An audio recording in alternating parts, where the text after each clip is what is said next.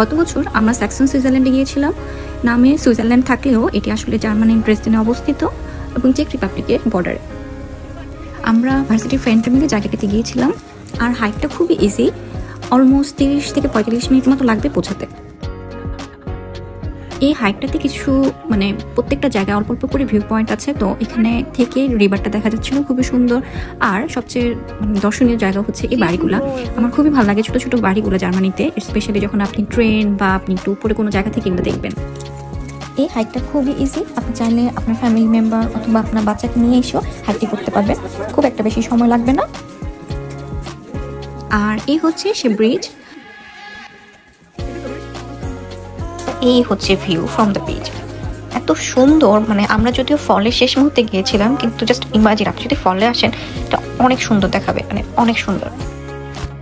Interesting ব্যাপার হলো আমরা যখন উপরে উঠি তখনই স্নোফল শুরু হয়ে যায়, এটা কোয়াইট আনএক্সপেক্টেড ছিল। আমি একটা স্লো মোশন ভিডিও করে এখানে খুব সুন্দর দেখাচ্ছিল ব্রিজটা, যদিও ব্যাকগ্রাউন্ডটা পুরাই white, but overall experience it was worth it.